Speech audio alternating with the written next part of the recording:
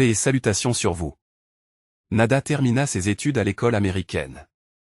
Elle fut ensuite diplômée de la faculté de médecine dans une université nationale. Et fut spécialisée en psychiatrie. Shadi, qui avait 2 ans de plus qu'elle, la demanda en mariage. Après avoir achevé son internat au service de psychiatrie également. À un CHU en Australie.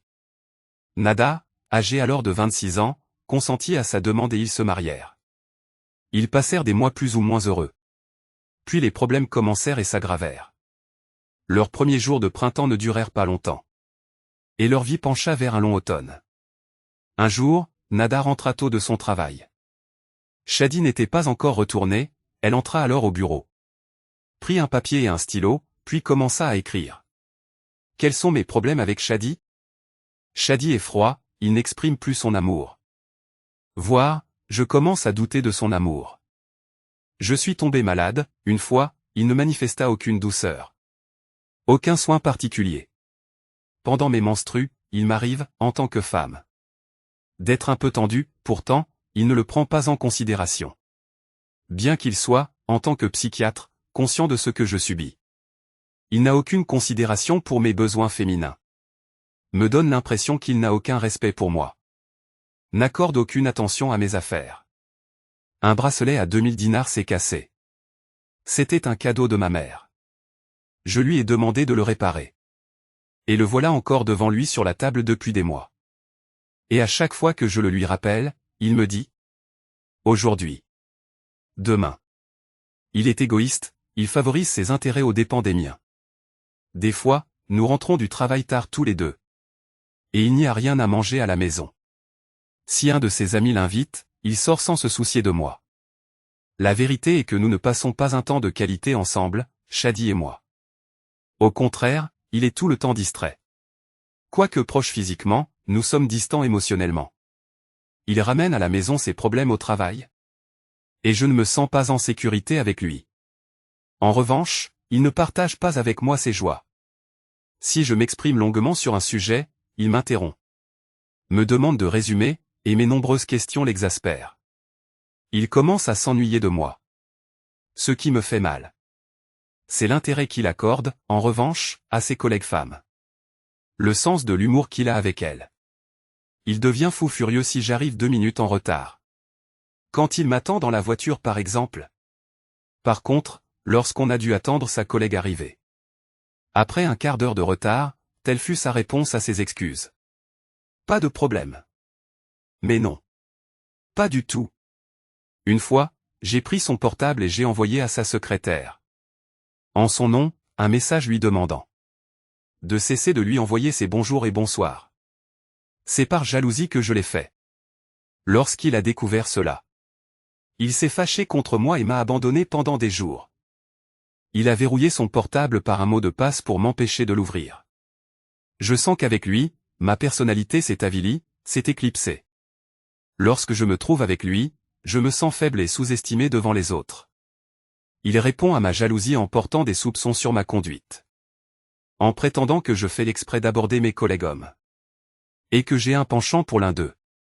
Lorsque la femme de ménage est en congé. Il ne m'aide pas à faire le ménage.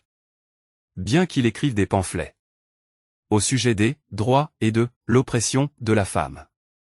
Il entre dans la salle de bain, se baigne mais n'essuie rien après. Il y laisse ses affaires et s'attend à ce que je m'occupe, moi, de tout cela. Pourquoi? Puisqu'il croit en l'égalité entre la femme et l'homme. Dernièrement, il a commencé à fumer. L'odeur de son tabac me dégoûte. Des choses banales sont devenues provocatrices pour moi. Pourquoi ne se partait-il pas pour moi comme il le fait pour les gens? Je préfère maintenant son absence. Le pire en Shadi est qu'il se montre devant les gens. Un homme bienveillant et tendre. Mais, avec moi, cette bienveillance disparaît. Sous prétexte qu'il est sous pression, que les problèmes de la vie sont nombreux. Qu'il est obligé de traiter les gens avec douceur. Vu la nature de son travail en tant que psychiatre. Certains côtés de sa vie intime, j'ai honte d'en parler. Car cela le discrédite énormément. À cause de la perturbation de l'image que je m'étais faite de Shadi. Je me répugne actuellement de notre relation intime en tant qu'époux. Je me sens commettre un acte ignoble. Il ne daigne pas montrer sa faiblesse devant moi. Voire, au lieu de le faire, il se met en colère contre moi s'il se retrouve dans une situation de faiblesse. Ce qui l'intéresse ne m'intéresse plus. Je fais exprès maintenant de le contredire en toute chose. Je ne veux lui ressembler en rien. Avec lui, mon moral est au plus bas, bien que je sois psychiatre. Je lui ai demandé le divorce, mais il m'a insinué qu'il ne me céderait aucun bien qui ne soit en mon nom. J'avais confessé cela à quelques-unes de mes amies, dans l'espoir de trouver chez elles une solution. Mais j'ai découvert que, même si les détails varient, elles souffrent toutes comme moi. Bien que le degré de tension varie d'un cas à l'autre. Toutefois, j'avais entendu parler, il y a longtemps, d'une jeune fille appelée Aïcha.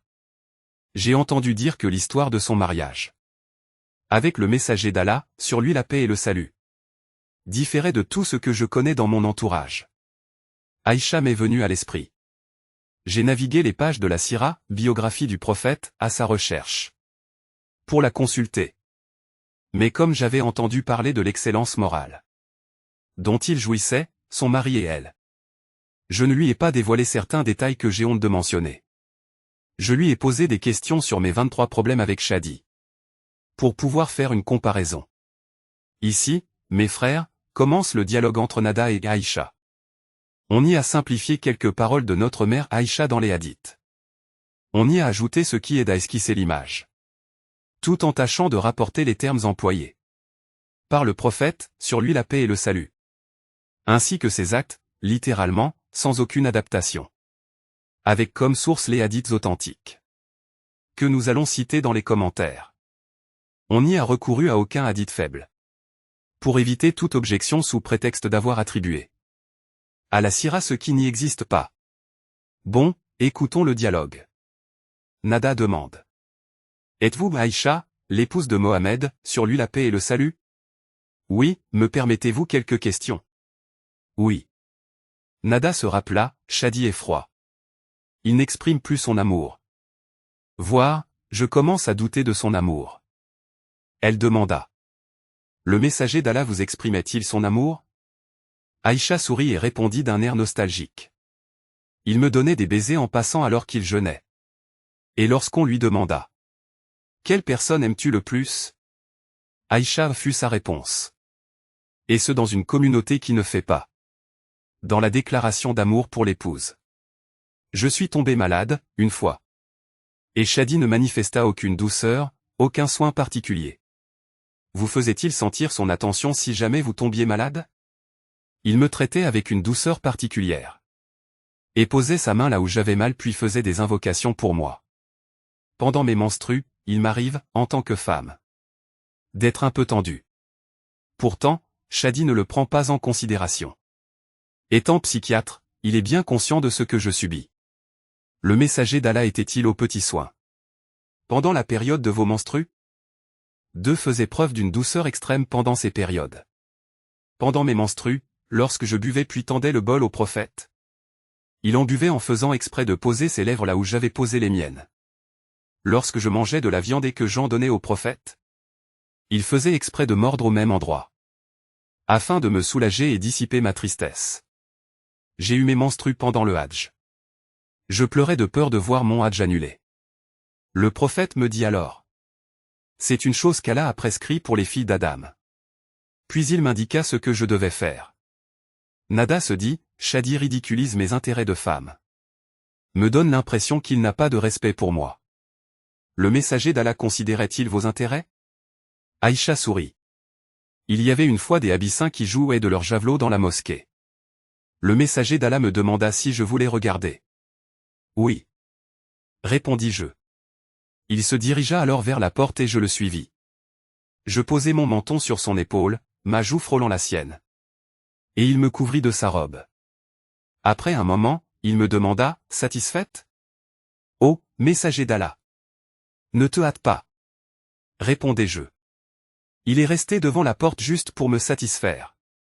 Après un moment, il redemande. Et là c'est bon?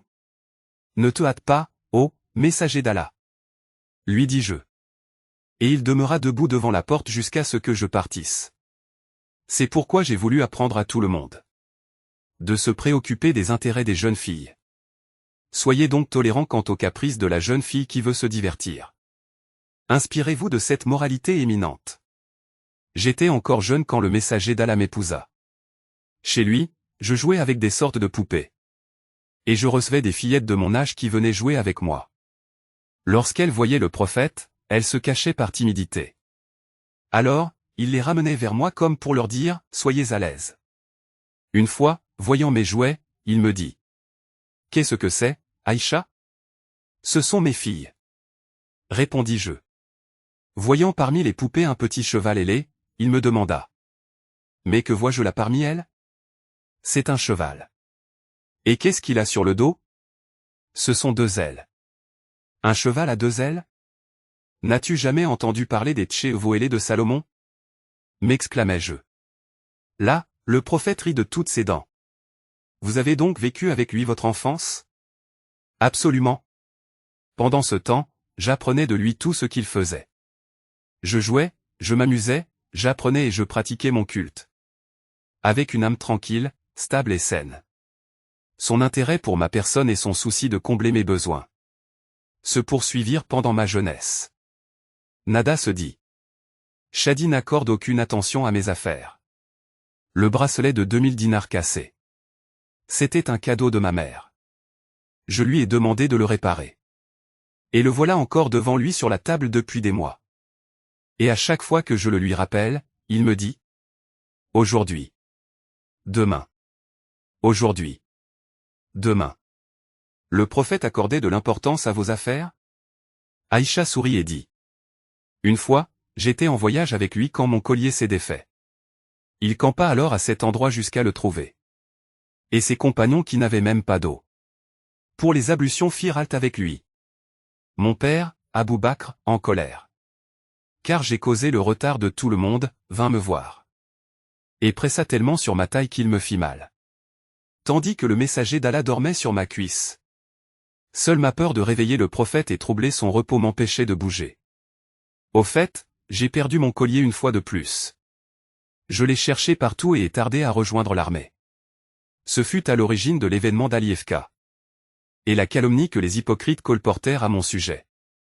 Cependant, le messager d'Allah ne me reprocha jamais ces pertes répétées de mon collier. Nada se dit. Shadi est égoïste, il favorise ses intérêts aux dépens des miens. Des fois, chacun de nous rentre du travail tard. Et il n'y a rien à manger à la maison. Quand un de ses amis l'invite, il sort sans se soucier de moi. Le messager d'Allah voulait-il quant à la nourriture? Aïcha parut étonnée, scandalisée. Jamais. Nous avions un voisin perse connu pour ses mets délicieux. Il prépara un jour un plat pour le messager d'Allah. Sur lui la paix et le salut, et le convia à sa table. Le messager d'Allah lui dit. Et mon épouse? Est-elle invitée aussi? Avec moi. Non, répondit-il. Eh bien non. Trancha le messager d'Allah. C'est-à-dire invitation rejetée, tant que Aïcha n'est pas invitée. Le voisin réitéra son invitation et le messager d'Allah lui redemanda. Et mon épouse? Non. Je refuse donc, rétorqua le messager d'Allah. Le voisin réitéra une nouvelle fois son invitation. Et le messager d'Allah lui redemanda, et mon épouse? Je suis d'accord, répondit-il. Je me suis alors levé pour accompagner le messager d'Allah chez ce voisin. Bon, mais pourquoi refusait-il d'aller seul? Il savait que j'aimais ce plat, et nous avions peu de nourriture. Il voulut alors partager avec moi ma situation. Soit on mange ensemble, soit on endure la faim ensemble. Cet incident secoua Nada et signifia beaucoup pour elle. Mais pourquoi aviez-vous si peu de nourriture? Lorsque l'argent, les cadeaux et la nourriture arrivaient chez le prophète. Sur lui la paix et le salut. Il donnait aux pauvres et aux gens d'Al-Sufa, les immigrés pauvres. Il patientait, et je faisais de même avec lui. D'ailleurs, comment ne pas patienter en le voyant refuser manger sans moi? Excusez ma question, mais, une jeune fille belle et intelligente comme vous. Avez-vous eu l'occasion un jour de mener une vie plus aisée? Fût-ce loin du messager d'Allah? Y avez-vous jamais songé à vous séparer de lui? Me séparer de lui? Aïcha rit. Je vais vous raconter une chose. Nous, les épouses du prophète, lui demandions davantage d'entretien pécuniaire, et nous y insistions beaucoup. Chacune de nous, jalouse, voulait s'assesser à oparer le prophète autant que possible. Pour ce faire, il nous arrivait de comploter les unes contre les autres. Le prophète, en colère, cessa de nous adresser la parole un mois entier. Puis Allah révéla un verset, nous demandant de choisir entre rester avec le prophète, malgré la dureté de la vie, et le divorce avec bienfaisance, avec les moyens de jouir de la vie d'ici-bas. Le prophète commença par moi, et dit, ô Aïcha, je vais t'entretenir d'une affaire. Mais ne te hâte pas de me répondre avant d'avoir consulté tes parents. Quelle est cette affaire, ô messager d'Allah? Lui demandai je point et elle me récita alors la parole d'Allah, le Très-Haut.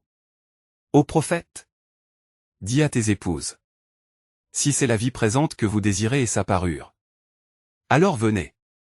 Je vous donnerai les moyens d'en jouir, et vous libérer par un divorce sans préjudice.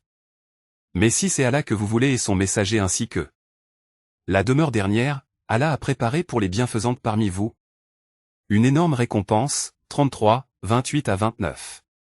Ayant terminé, le prophète s'attendit à ce que je consulte mes parents. Avant de lui répondre, or, je lui dis, consulter mes parents à ton sujet, ô messager d'Allah? Consulter mes parents à ton sujet, ô messager d'Allah?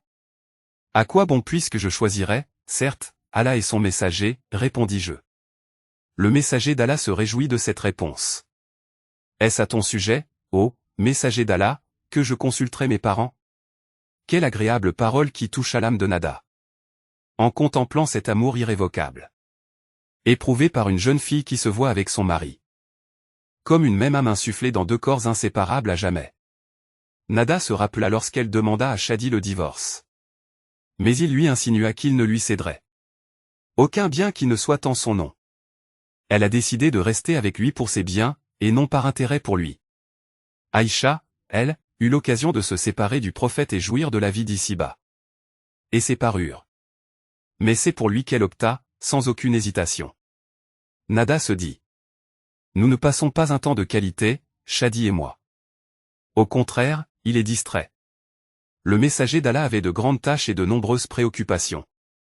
Mais une fois vous et lui ensemble, sentiez-vous, malgré tout cela, qu'il se consacrait exclusivement à vous? Il remplissait pleinement mon droit sur lui, et se vouait entièrement à moi corps et âme.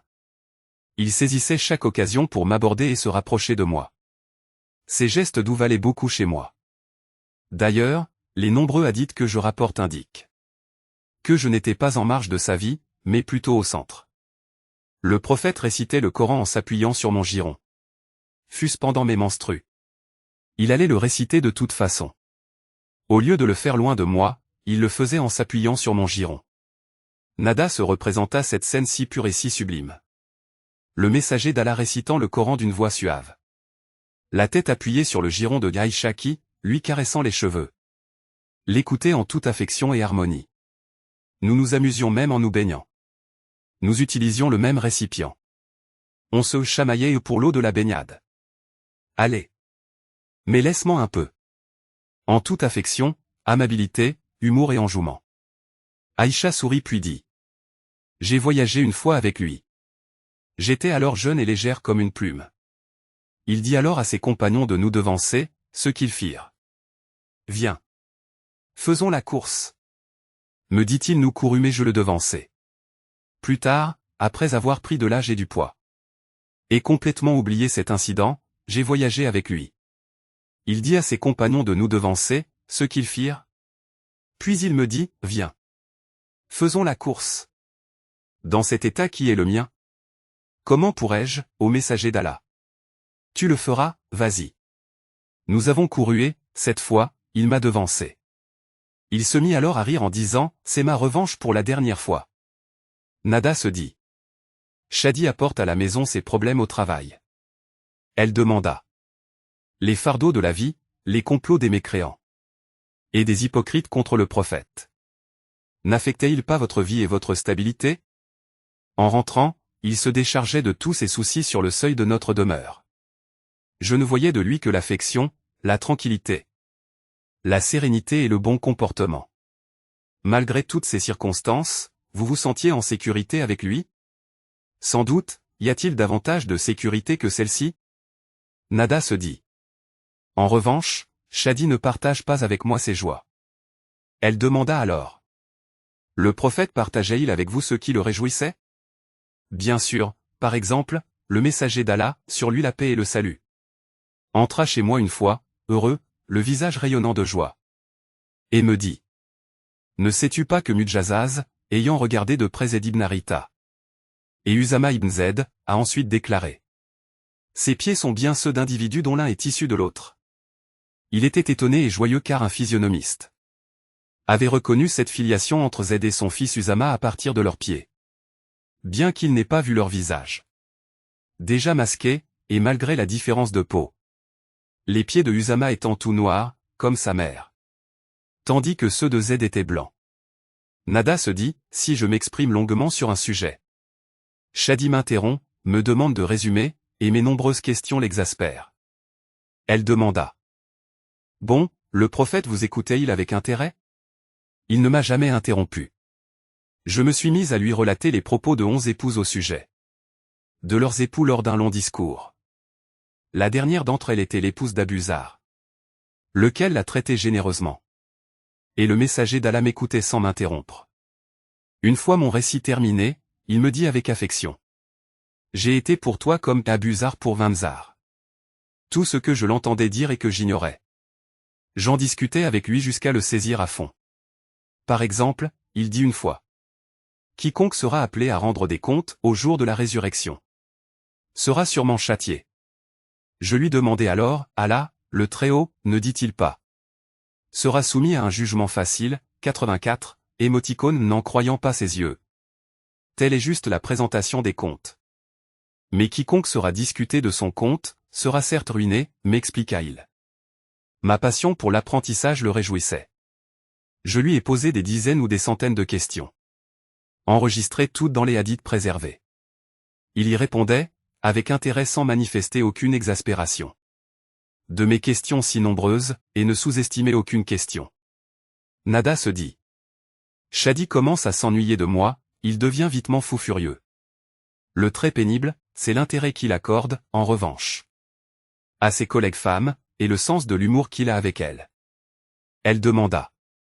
Lorsque vous commettiez une erreur quelconque, cela enrageait-il le prophète? Au contraire, il m'apprenait avec douceur. Une fois, j'ai mentionné avec sous-estime son épouse Safia. Il me dit alors. Tu viens de proférer une parole qui, une fois mélangée à toute une mer, serait suffisante pour altérer son goût et son odeur. Il voulut voir le scrupule dominer chez moi pour que je craigne Allah davantage. Il ne me gronda pas. Au pire des cas, seuls les traits de son visage s'altéraient. Ce qui me rendit plus sensible. De sorte que je me corrige dès que je note un changement sur ses traits. Ne criait-il pas? Jamais. Aïcha sourit et dit. Une fois, il me dit. Certes, je sais quand tu es satisfaite et quand tu es fâchée de moi. D'où le sais-tu? Lui demandai-je. Lorsque tu es satisfaite, tu dis, non, j'en jure par le Seigneur de Mohammed. Et quand tu es fâchée, tu dis, non, j'en jure par le Seigneur d'Ibrahim. Tu as raison, ô messager d'Allah. Mais en l'occurrence, je ne délaisse que ton nom. Sinon, mon amour pour toi reste inébranlable, rien ne saurait le changer. D'accord, mais qu'est-ce te fâchait de lui? Ma jalousie à son égard. L'aimiez-vous tellement? Étiez-vous si jalouse que vous vouliez vous l'accaparer? Comment ne pas l'aimer tellement avec ses moralités-ci? Une fois, c'était mon tour qu'il dorme chez moi. Il vint alors et s'allongea à côté de moi. Puis, croyant que je dormais, il se leva doucement. Mit ses souliers en silence et sortit. Vite, je m'habillai et le rejoignis pour voir s'il allait se rendre chez l'une de ses autres épouses. Or, le voilà qui se rendit au cimetière d'Al-Baqi, où furent enterrés nombre de ses compagnons. Lorsqu'il voulut retourner, je me suis tourné et me suis mis à courir. Avant qu'il ne se rende compte que je le suivais. Une fois rentré, il me vit haletant, il m'interrogea alors. Je tentai d'y éluder mais je finis par tout dire. Il m'apprit que Djibril vint lui dire qu'Allah leur donnait de solliciter le pardon pour les gens d'Al-Baqi. Craignant alors de m'angoisser s'il me réveille, il sortit doucement.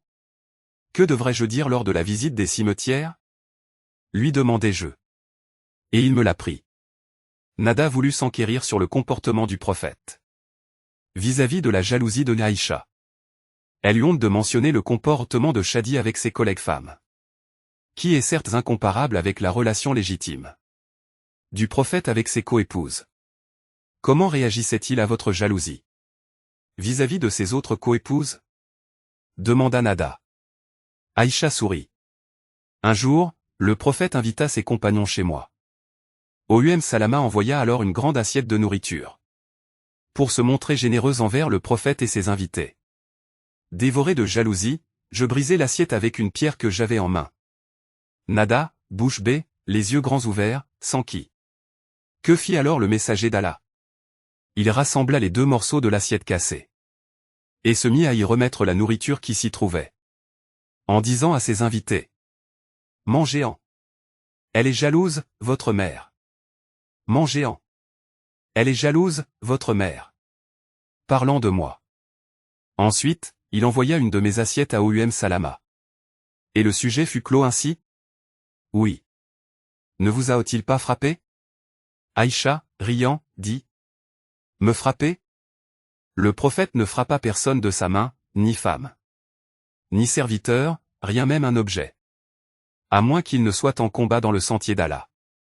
Nada se dit: Je sens qu'avec Shadi, ma personnalité s'est avilie, s'est éclipsée. Lorsque je me trouve avec lui, je me sens faible et sous-estimé devant les autres. Elle demanda: Agissiez-vous devant le prophète avec cette forte personnalité et cet esprit d'humour que vous avez? Aïcha sourit. J'avais préparé un plat alors que Sauda, l'épouse du prophète, était chez moi. Je dis à Sauda: Vas-y. Mange. Le messager d'Allah était assis entre nous deux. Je n'en ai pas envie, me fit-elle. Mangeant ou jetant couvre la face, là prévins-je. Elle refusait toujours. J'en pris alors un peu et lui en tartinai le visage. Le messager d'Allah se mit alors à rire. Sauda, à son tour, en prit et me badigeonna le visage avec. Et le messager d'Allah riait encore. Nada se dit: Shadi répond à ma jalousie en portant des soupçons sur ma conduite, en prétendant que je fais l'exprès d'aborder mes collègues hommes, et que j'ai un penchant pour l'un d'eux. Elle demanda alors: Le prophète pensait-il du bien de vous? Oui, lorsque les hypocrites me calomnièrent, il me défendit. Et dit: Par Allah, je ne sais que du bien de mon épouse. Mais un mois s'écoula et rien du Coran ne lui fut révélé à mon sujet. Cependant, de peur de me blesser, il se retenait de me poser la moindre question au sujet de ce que certains colportaient. Puis, lorsqu'il se décida de m'interroger, il dit: Ô Aïcha, il m'est parvenu telle et telle chose à propos de toi. Si tu es innocente, Allah, le Très-Haut, t'innocentera. Si tu as commis quelque faute, demande pardon à Allah et repens-toi. Car quand le serviteur reconnaît ses péchés et se repent, Allah accepte son repentir. Ensuite, Allah révéla mon innocence. Nada se dit: Lorsque la femme de ménage est en congé, Shadi ne m'aide pas à faire le ménage, bien qu'il écrive des pamphlets au sujet des droits et de l'oppression de la femme. Elle demanda: Bien entendu, le prophète ne vous aidait pas à faire le ménage. C'est le messager d'Allah. Au contraire, il m'aidait, quand venait l'heure de la prière. Il sortait à la mosquée. Nada, étonné, imagina le prophète en train d'aider son épouse, en toute modestie et affection, à faire le ménage. Nada se dit: Dernièrement, Shadi a commencé à fumer. L'odeur de son tabac me dégoûte. Des choses banales sont devenues provocatrices pour moi. Pourquoi ne se partait-il pas pour moi comme il le fait pour les gens? Elle demanda. Le prophète se souciait-il de se faire beau et de se parfumer pour vous comme il le faisait pour les gens? Dès qu'il rentrait, il commençait par se brosser les dents avec le siwak, pour que je sente la bonne odeur de sa bouche. Cette scène étonna Nada.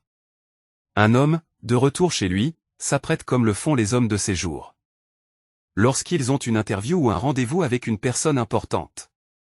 Nada se dit: Je préfère maintenant son absence.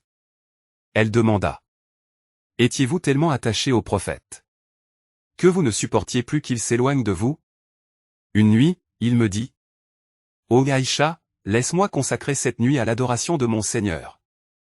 Par Allah, j'aime que tu sois proche de moi, lui dis-je. Et j'aime ce qui te réjouit. Il se leva alors, se purifia puis se mit à la prière. Nada se dit. Le pire en Shadi est qu'il se montre devant les gens. Un homme bienveillant et tendre, mais, avec moi, cette bienveillance disparaît. Sous prétexte qu'il est sous pression, que les problèmes de la vie sont nombreux. Elle demanda. Le prophète vous traitait-il comme il traitait les gens? Oui, voire encore mieux. D'ailleurs, c'est lui, sur lui la paix et le salut, qui dit. Le meilleur d'entre vous est celui qui se comporte le mieux avec ses épouses. Et je suis celui qui se comporte le mieux avec mes épouses. Faisant de la bienveillance vis-à-vis du conjoint le critère de distinction suprême. Nada se dit. Il y a des côtés de la vie intime de Shadi dont j'ai honte de parler. Car cela le discrédite énormément. Elle demanda alors. Pardonnez-moi cette question. Y avait-il dans la vie du prophète des côtés que vous aurez préféré dissimuler à autrui? Au contraire, sa vie était comme un livre ouvert. Et me voilà qu'il expose aux gens dans ses moindres détails. Même ce qu'il leur faut apprendre au sujet de la relation conjugale, j'en parle. Que pourrais-je dissimuler de sa vie si son comportement était le Coran? Toutes les moralités et les vertus mentionnées dans le Coran. Je les voyais se concrétiser en la personne de Mohammed, sur lui la paix et le salut. Son extérieur était comme son intérieur. Il faisait preuve de tact aussi bien avec moi qu'avec autrui. Je ne l'ai jamais vu rire aux éclats, mais plutôt sourire. Nada se dit. À cause de la perturbation de l'image que je m'étais faite de Shadi. Je me répugne actuellement de notre relation intime en tant qu'époux. Je me sens commettre un acte ignoble. Elle demanda. Excusez-moi cette question. Selon vous, vous ne trouvez aucun embarras à parler de ce dont les gens ont besoin. D'apprendre au niveau de la relation conjugale. Voulez-vous dire donc, que vous ne ressentiez aucune répugnance de votre relation intime? Absolument pas. La relation conjugale en islam est en soi un moyen de rapprochement d'Allah. Chacun des deux époux en sont récompensés. C'est ce que le messager d'Allah, sur lui la paix et le salut, m'apprit. Aïcha poursuivit. En même temps. Savez-vous de quoi Allah me qualifie, ainsi que les croyantes de même condition? Dans la sourate d'Al-Nour. Lorsque les hypocrites colportèrent un récit calomnieux à mon encontre, ils nous qualifient de chastes. Savez-vous le sens de chaste? Celles qui sont si innocentes et si pures qu'elles ne pensent même pas à commettre la turpitude. Lorsque je rentrais chez moi, là où furent enterrés le messager d'Allah et Abou Bakr, j'enlevai ma robe en me disant. Il ne s'agit que de mon mari et de mon père. Puis quand Omar fut enterré avec eux. Par Allah, je n'y suis jamais entré sans être entièrement habillé. Par pudeur vis-à-vis de Omar. Nada réalisa qu'elle était devant une personnalité équilibrée. Qui reçut une éducation merveilleuse.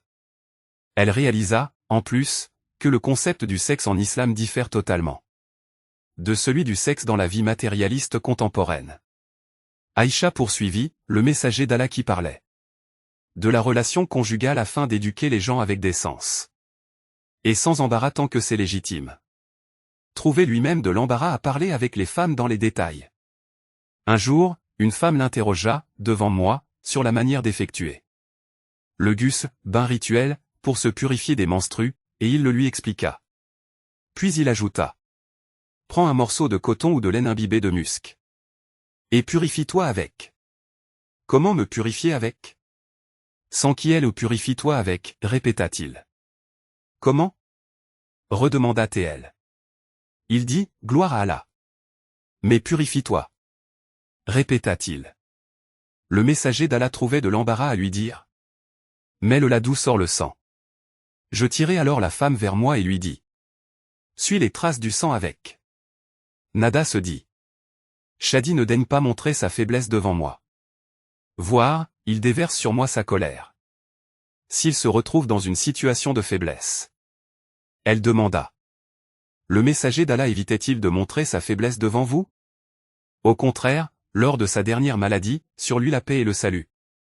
Il prit la permission de ses épouses d'être soignées chez moi. Là, la voix de Aïcha trembla, et avec difficulté, elle reprit son souffle. Puis poursuivit. Le messager d'Allah, sur lui la paix et le salut, décéda. Chez moi, la tête posée sur ma poitrine. Mon frère Abdelrahman ibn Abou Bakr était entré, il avait un siwak, sur lequel tomba le regard du messager d'Allah, je sentis alors qu'il le voulait. Je pris alors le siwak, le mâchai moi-même, et le lui adoucis avant de le lui donner. Il s'est brossé les dents avec, plus parfaitement que jamais. Puis leva la main pour me le tendre, mais celle-ci tomba. Je me mis alors à répéter l'invocation que Gabriel faisait pour lui, et que lui-même faisait lorsqu'il tombait malade. Cette fois, il ne la fit pas. Il leva le regard vers le ciel et dit, plutôt la compagnie du Très-Haut. Et c'est là qu'il rendit son dernier soupir. Louange à Allah qui unit ma salive à la sienne au moment de sa mort. Avez-vous demandé dans votre testament d'être enterré à côté de lui? C'est ce que souhaitait, mais j'ai préféré Omar à moi-même. Lorsqu'Omar fut poignardé, je pleurais lorsqu'on vint me voir. Et me dire, Omar ibn al-Khattab sollicite votre permission d'être enterré avec ses deux compagnons. C'est-à-dire mon mari, le messager d'Allah, et mon père, Abou Bakr. Par Allah, leur dis-je, je l'avais désiré pour moi-même, mais aujourd'hui, je vais, certes, préférer Omar à moi-même. Nada se dit. Ce qui intéresse Shadi ne m'intéresse plus. Je fais exprès maintenant de le contredire en toute chose. Je ne veux lui ressembler en rien. Elle demanda. Vous manque-t-il, votre mari, le messager d'Allah? Il est vivant dans mon être. Son souvenir se ranime perpétuellement tant que je parle de lui. De ses paroles, de ses gestes, de ses moments de silence. Des traits de son visage. Je fus imprégné de son savoir et sa sagesse. Je ressens ses souffles purs. De par mon corps lorsque je transmets son savoir et les détails de sa vie. Grâce à mon mariage avec lui, je suis devenu la mère de tous les croyants. Moi, qui n'a mis au monde aucun enfant. Des milliers et des milliers de musulmans continueront. Jusqu'au jour de la résurrection, de m'aimer, d'attester qu'Allah m'a agréé. Et de se laisser guider par la lumière que je leur ai léguée. Mon plus grand souci maintenant est de rencontrer mon bien-aimé de nouveau au paradis. Je suis son exemple. Il était le plus généreux de tous, et sur ses pas et ceux de mon père, je marche. Moi qui, un jour, réclamais du prophète davantage d'entretien pécuniaire. Me voilà qui dépense en aumône sans garder presque rien pour moi-même. Le messager d'Allah a dit. Les œuvres les plus aimées auprès d'Allah sont les plus régulières. Même si elles sont peu nombreuses, musulmanes. Depuis lors, toute action que j'accomplis, je m'y engage sans cesse. Nada se dit. Avec Shadi, mon moral est au plus bas, bien que je sois psychiatre. Nada eut honte d'interroger Aïcha sur son moral pour se comparer à elle. Sa question aurait paru bien drôle, surtout devant cette personnalité exceptionnelle de laquelle Urwa ibn al-Zubair, son neveu, dit. J'ai accompagné Aïcha. Je n'ai vu personne posséder un savoir quant aux versets, aux actes obligatoires ou surérogatoires plus qu'elle. Ni manifester une érudition en matière de poésie, d'histoire, de généalogie, de ceci, de cela, de juridiction, ou de médecine plus qu'elle. Je lui demandai alors. Ô tante, ton savoir en médecine, où l'as-tu puisé? Elle répondit. Lorsque je tombais malade, on me prescrivait des remèdes. L'on faisait de même lorsque quelqu'un tombait malade. J'entendais aussi les gens s'échanger des astuces thérapeutiques. Et je mémorisais tout cela. La rencontre s'est terminée. C'était 1h du matin lorsque Nada s'aperçut qu'elle avait passé des heures successives à tourner les pages de la Sira sans s'en rendre compte. Elle ferma le livre, ébranlée, étonnée. Qu'est-ce que c'est que ce prophète qui fit d'une chambre si petite un lieu imprégné de milliers de situations et de souvenirs si admirables? Qu'est-ce que c'est que ce prophète qui fit d'une jeune fille cette personnalité forte, aimable, équilibrée, confiante et harmonieuse? Nada ferma le livre. Se leva, sortit du bureau, et, passant par les couloirs de sa vaste maison. Elle eut froid malgré le manteau luxueux qui l'enveloppait. En fait, cela fait pas mal de temps que le chauffage est interrompu dans la maison. Car on manque de carburant et Shadi n'en pas acheté. Espérant que Nada l'achète de son propre argent. De son côté, elle négligeait de le faire. Car elle y sentait une cupidité de sa part. Nada passa par la cuisine, jeta un coup d'œil sur la table. Les traces d'un repas que Shadi a mangé sans lui en apporter. Arrivée à sa chambre à coucher, elle vit le bracelet posé toujours sur la table, dans l'attente que Shadi le répare. Il dormait en ronflant, son cellulaire à la main. Nada s'allongea sur le lit, elle souhaita que la rencontre ne se soit pas terminée. Et qu'elle ait mené une vie comme celle de Aïcha? Telle est l'histoire de Nada. Une histoire qui représente beaucoup des femmes de nos jours. Je l'ai racontée devant un nombre de frères et de sœurs dont l'une me dit. Je travaille depuis longtemps dans le domaine des consultations familiales. Et je peux vous dire que les 23 problèmes que vous avez mentionnés résument les problèmes des époux de nos jours auxquels j'ai affaire. L'étrange, mes frères et sœurs, est que la Jahiliya, âge de l'ignorance matérialiste contemporaine, qui a privé la femme de son bien-être et son bonheur, et porté atteinte à sa dignité, viennent entacher le mariage du prophète. Avec Aïcha d'une Shuba, suspicion, vu l'âge jeune de celle-ci lors du mariage. Comme c'est étonnant de voir la souillure porter atteinte à la pureté. Et l'échec dénigrer la réussite. Il est bien étrange que l'on accepte, nous musulmans, que le mariage le plus réussi et le plus beau de tous soit entaché d'une Shuba, suspicion. Il est impératif de la classer comme Shuba, ensuite on défend. Or, il fallait depuis le début demander. Où réside exactement la problématique afin d'y répondre? Et puis, vous qui objectez, qui vous a donné le droit de supposer que nous admettons vos critères? L'étrange est de permettre à l'ennemi qui nous vainc militairement, avec les moyens les plus vils, de nous vaincre moralement et d'envahir nos raisons et nos âmes. Et nous voilà en train de juger notre religion, notre histoire. Et la sunna de notre prophète avec les critères de nos ennemis. Lorsque vous admettez qu'un élément quelconque de votre religion soit classifié comme Shuba, vous avez perdu la moitié de la bataille.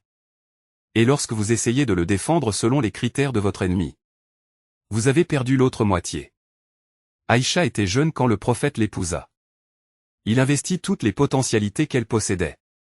Et en façonna le caractère féminin le plus beau, le plus équilibré, le plus serein, le plus fort, le plus confiant, le plus croyant, le plus satisfait, et le plus guidé. Il l'imbiba de son savoir et fidèle une être saint d'esprit depuis toute jeune. Puis, après son décès, Allah prolongea sa vie à elle. Elle demeure un qui illumine le monde jusqu'au jour de la résurrection.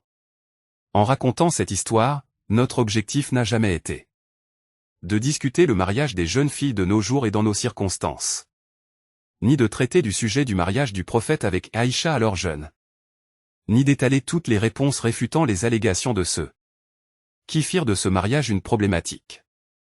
Nous avons voulu plutôt mettre en relief la méthode dont Aïcha fut façonnée, au niveau moral au sein du foyer prophétique, et la manière dont elle fut traitée, afin de voir la réalité de la Jahiliya moderne et de ses promoteurs, qui, eux, ont piétiné la femme et son moral.